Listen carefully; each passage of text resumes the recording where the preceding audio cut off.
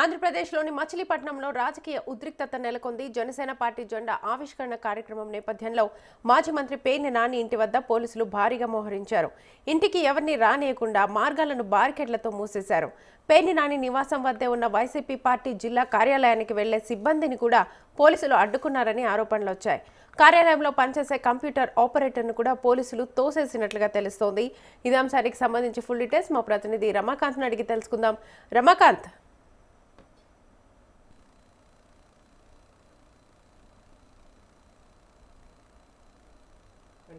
మచిలీపట్నం రామానాయుడుపేటలో ఈ ఇన్సిడెంట్ జరిగింది. మచిలీపట్నం రామానాయుడుపేటలో పేర్ని నాని ఇంటి సమీపంలో జనసేన పార్టీకి సంబంధించిన దిమ్మను ఏర్పాటు చేయటం, అలాగే జెండా ఆవిష్కరణ కార్యక్రమం ఈరోజు ఆ పార్టీకి సంబంధించిన ఆవిర్భావ దినోత్సవం సందర్భంగా జనసేన పార్టీ పేర్ని నాని ఇంటి సమీపంలో ఈ జెండా దిమ్మను ఏర్పాటు చేసే కార్యక్రమంలో భాగంగా ఈ ఉద్రిక్తతలు చోటు చేసుకున్నాయని చెప్పాలి. అయితే పేర్ని నాని ఇంటికి దగ్గరగా నిన్న రాత్రి జెండా దిమ్మను ఏర్పాటు చేయడానికి వచ్చిన జనసేన కార్యకర్తలతో వైసీపీ కార్యకర్తలు కూడా వాగ్వివాదానికి దిగారు. అక్కడ పేర్ని నాని కూడా నిన్న రాత్రి సమయంలో వచ్చి జెండా దిమ్మను ఎక్కడ ఏర్పాటు చేస్తున్నారనే విషయం మీద జనసేన కార్యకర్తలతో వాగ్వాదానికి దిగారు. ఇది నిన్న రాత్రి సంఘటన చోటు చేసుకుంది. అయితే ఈ రోజు ఉదయం పార్టీ ఆవిర్భావ దినోత్సవ సందర్భంగా జనసేన కార్యకర్తలు, నాయకులు వైఎస్ఆర్ కాంగ్రెస్ పార్టీ కార్యాలయం, అలాగే పేర్ని నాని ఇంటికి సమీపంలో డీజేని ఏర్పాటు చేయడం, అలాగే ర్యాలీగా వందలాది మంది కార్యకర్తలు బైక్ ర్యాలీ చేయటం, డీజే ఏర్పాటు చేసి అక్కడ పవన్ కళ్యాణ్ సాంగ్స్ ని ప్లే చేయటం, ఇదంతా ఉద్రిక్తతలకు దారి తీస్తుందనే ఉద్దేశంతో పోలీసులు ముందు జాగ్రత్త చర్యల్లో భాగంగానే అక్కడ సెక్షన్ 30 ఏర్పాటు చేశారు. సెక్షన్ 30 అమల్లో ఉన్నందుకు ఉన్న కారణంగా పేర్ని నాని ఇంటికి వెళ్లే సమీపంలో బారికేడ్లు కూడా ఏర్పాటు చేశారు. అయితే కావాలని రెచ్చగొట్టే ధోరణితోనే జనసేన వ్యవహరిస్తుంది. తమ ఇంటి సమీపంలో జనసేన పార్టీ దిమ్మను ఏర్పాటు చేయటం ఏంటని వైఎస్ఆర్ కాంగ్రెస్ పార్టీ నేతలు నిన్న జనసేన కార్యకర్తలతో కూడా వాగ్వాదానికి దిగారు. అయితే దీనికి సంబంధించి అన్ని అనుమతులు ఉన్నాయని, ఎక్కడా ఎటువంటి పొరపాటుకి తావు లేదని, మేము కావాలని రెచ్చగొట్టే చర్యలు దిగటం లేదని, ఇది పేర్ని నాని జాగీరు కాదని, ఖచ్చితంగా ఇక్కడ జెండా దిమ్మను ఏర్పాటు చేస్తామని జనసేన నేతలు చాలా పట్టుదలతో వైఎస్ఆర్ కాంగ్రెస్ పార్టీ నేతలకు గట్టిగా చెప్పారు నిన్న రాత్రి. అయితే 2 రోజులుగా, అంటే నిన్న ఈ రోజు సంఘటనలు చూసుకుంటే వైఎస్ఆర్ కాంగ్రెస్ పార్టీకి సంబంధించిన నేతలు కానీ, కార్యకర్తలు కానీ అదే రోడ్లో ఎక్కువగా ఫ్లెక్సీలు అవి కడుతూ ఉంటారు. ఫ్యూచర్ లో కూడా ఉద్రిక్తతలు చోటు చేసుకునే అవకాశం కూడా ఉంటుంది కాబట్టి పోలీసులు ఈ వ్యవహారం మీద కఠినంగా వ్యవహరించాల్సి ఉంది.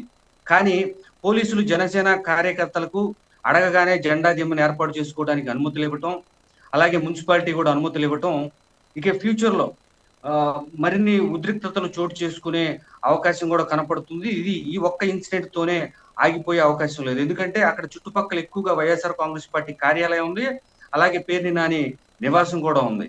ఈ రోజు ఉదయం అక్కడ బారికేడ్లు ఏర్పాటు చేయడంతోనే ఈ ఘటన చోటు చేసుకుంది. అయితే తరచుగా అక్కడ ఫ్లెక్సీలు కడుతూ ఉంటారు.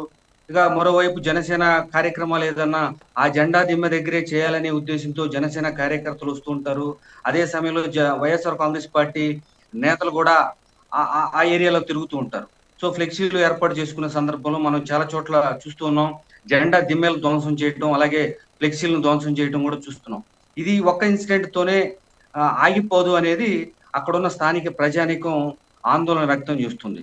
మరీ ముఖ్యంగా వైఎస్ఆర్ కాంగ్రెస్ పార్టీ నేతల్ని రెచ్చగొట్టే విధంగా రెచ్చగొట్టి కవ్వింపు చర్యలు దిగి అవతల పార్టీ నుంచి రియాక్షన్ వస్తే వైఎస్ఆర్ కాంగ్రెస్ పార్టీ నేతల మీదే కేసులు పెట్టడం, ఇవన్నీ గత ఏడాదిన్నర కాలంలో చూస్తున్నాం. ఇప్పుడు కూడా అటువంటి చర్యలో భాగంగానే పేర్ని నానిని కావాలని రెచ్చగొట్టడానికి ఆ కవ్వింపు చర్యల్లో భాగంగానే జనసేన పార్టీ ఈ కార్యక్రమం చేస్తుందనేది వైఎస్ఆర్ కాంగ్రెస్ పార్టీ నేతలు చేస్తున్న ఆరోపణ. ఉదయం నుంచి బారికేడ్లు పెట్టడం, అలాగే వైఎస్ఆర్ కాంగ్రెస్ పార్టీ ఆఫీసులోకి వెళ్ళటానికి వెళ్లే సిబ్బందిని అక్కడ అడ్డుకోవటం, ఎవరిని లోపలికి అనుమతించకపోవటం, పేర్ని నాని ఇంట్లో పనిచేసే పని వాళ్ళను కూడా లోపలికి అనుమతించకపోవటం అనేది ఇక్కడ వైఎస్ఆర్ కాంగ్రెస్ పార్టీ నేతలు చేస్తున్న ఆరోపణ. ఈ సమయంలో పేర్ని నాని పోలీసులు పోలీసు చర్యలకు నిరసనగా ఆయన ఇంట్లోంచి బయటకు వచ్చి అక్కడే ఉన్న పోలీసులతో వాగ్వాదానికి దిగారు. ఇది సెక్షన్ 30 అమల్లో ఉంది కాబట్టి ఈ బారికేడ్లు ఏర్పాటు చేశామని చెప్పారు. అయితే వైఎస్ఆర్ కాంగ్రెస్ పార్టీ నాయకులకు మాత్రమేనా ఈ సెక్షన్ 30? జనసేన కార్యకర్తలకు, జనసేన నేతలకు లేదా ఈ సెక్షన్ 30 అని ప్రశ్నిస్తూ కాస్త గట్టిగానే పోలీసులతో వాగ్వాదానికి దిగారు. అయితే ఇక్కడ డీజేని ఏర్పాటు చేయటం, పవన్ కళ్యాణ్ సాంగ్స్ ని ప్లే చేయటం, అలాగే అక్కడ వందలాది మంది కార్యకర్తలు బైక్ ర్యాలీ చేయటం, అక్కడే జనసేన పార్టీ దిమ్మని ఏర్పాటు చేసి అది కూడా ముందుగా ఒక 10 రోజుల ముందుగానో లేకపోతే ఈ పార్టీ ఆవిర్భావ దినోత్సవానికి అక్కడ జెండా దిమ్మని ఏర్పాటు చేయాలనే ప్రణాళికతో జరిగినట్టయితే అక్కడ ఏం కనపట్ల. రాత్రికి రాత్రే వచ్చి అక్కడికక్కడ అప్పటికప్పుడు జెండా దిమ్మని ఏర్పాటు చేసుకోవాలని పట్టుదలగా జనసేన వ్యవహరించినట్టుగా కనపడుతుంది. ఎందుకంటే ఇది మనం రాజకీయాలను చూస్తుంటే గత 5 ఏళ్ల కాలంలో అంతకు ముందు వైఎస్ఆర్ కాంగ్రెస్ పార్టీ హయాంలో పవన్ కళ్యాణ్ మీద పేర్ని నాని గట్టిగానే వ్యాఖ్యలు చేయటం, అలాగే పవన్ కళ్యాణ్ కూడా రియాక్ట్ అవటం, ఇది క్షేత్రస్థాయిలో కూడా జనసేన నేతలు వైఎస్ఆర్ కాంగ్రెస్ పార్టీ నేతలైన పేర్ని నానితో జనసేన పార్టీ నేతలు కూడా అదే పందా కొనసాగిస్తున్నారని ఈ ఇన్సిడెంట్ ని బట్టి తెలుస్తుంది. ఇది ఇంతటితో ఆగే వ్యవహారం లాగా అయితే కనపట్టలేదు. స్థానిక ప్రజానీకం రాజకీయ పార్టీల మధ్య ఆరోపణలు, ప్రత్యారోపణలు, లేకపోతే విమర్శలు ఇలాంటివి ఉంటాయి. కానీ ఇలా రోడ్డెక్కి ప్రతిసారి ఉద్రిక్తతలు సృష్టిస్తే అది సామాన్య ప్రజానీకానికి ఇబ్బందికరం. అలాగే శాంతి భద్రతలకు సంబంధించిన సమస్యగా కూడా చూడాలని సామాన్య ప్రజానీకం ఆందోళన వ్యక్తం చేస్తుంది. Right Ramakant, thank you.